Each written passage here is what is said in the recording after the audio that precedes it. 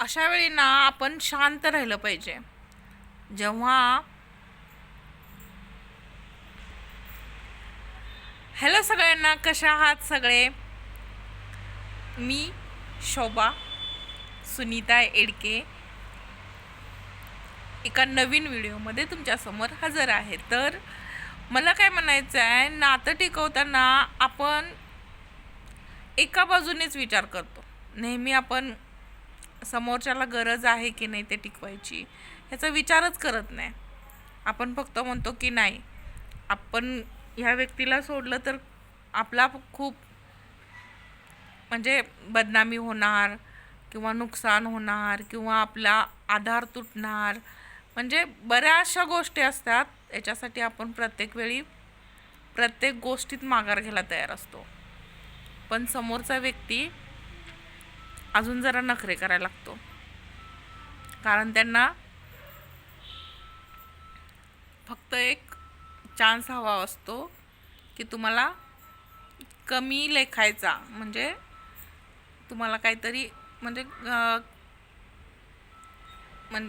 खोटे ठरवण्याचा. त्याच्यासाठी तो प्रयत्न करत असतो. आणि आपण काय करतो की जाऊ दे, आपल्याला हे नातं कोणत्याही परिस्थितीत टिकवायचं आहे, म्हणून आपण प्रत्येक वेळी माघार घेतो. चूक नसताना पण माघार घेतो. त्यामुळं बरेचसे गैरसमज निर्माण होतात. बरोबर आहे ना? तुमच्याबरोबर कधी असं झालंय का?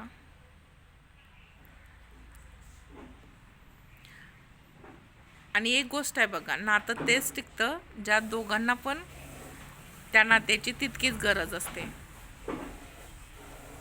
जर एखाद्याला नातं टिकवायसाठी एखादा खूप प्रयत्न करतोय, एका हाताने टाळी वाजत नाही,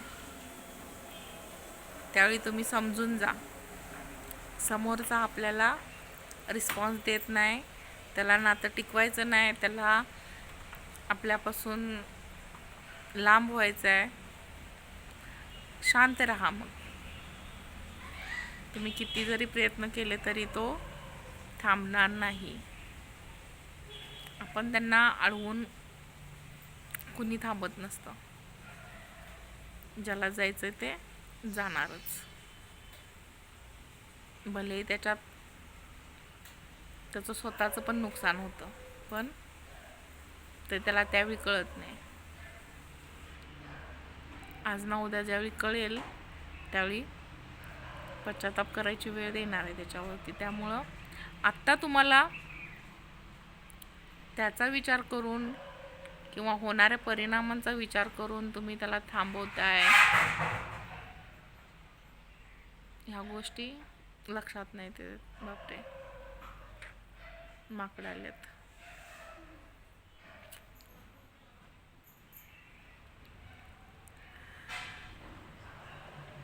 तर नात्यात खरोखर ज्यावेळी आपण दोघांना समजून घेतो, त्यावेळी काय करतो आपण की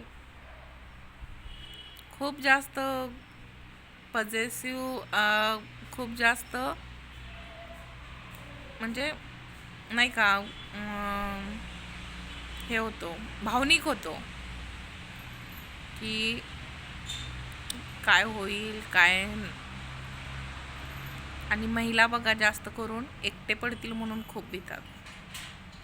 जसं की मी खूप घाबरायचे, जी गोष्ट व्हायला नको ह्यासाठी खूप घाबरायचे, आणि त्याच गोष्टी पुढे घडत गेल्या, आपोआप घडत गेल्या. तुम्ही म्हणशील आता आपोआप कशा घडतील?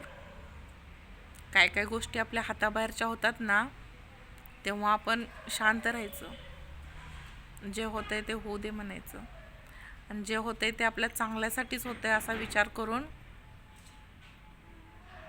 राहण्याशिवाय पर्याय नसतो आपल्याकडं. त्या प्रत्येक संकटांना पण सामोरं जावं लागतं. आजपर्यंत खूप वेळा माझ्यावर असे प्रसंग आले, अनुभव आहे म्हणून सांगते. खूप वेळा असे प्रसंग आले की जे नको आहे तेच घडत जातं. आपण किती पण थांबवायचा प्रयत्न करा. आता काय काय लोक यांच्यावर म्हणतील बघा, नाही हे शक्य नाही. सगळ्यांच्याच आयुष्यात असं घडतंय असं नाही म्हणत मी, पण काय काय जणांच्या आयुष्यात असं घडलेलं आहे. ज्यांच्या आयुष्यात असं घडतंय ना, त्यांना बरोबर माहीत असेल हे, की काय काय गोष्टी आपल्या हातात नसतात. ते आपण परिस्थितीवरती सोडून द्यायचं. जे नको म्हणून आपण हे करत असतो, ज्यापासून आपण म्हणजे ती गोष्ट घडू नये म्हणून घाबरत असतो, तीच गोष्ट घडणार. त्यामुळं प्रत्येक संकटांना सामोरं जायची तयारी ठेवली पाहिजे. तर श्री स्वामी समर्थ सगळ्यांना.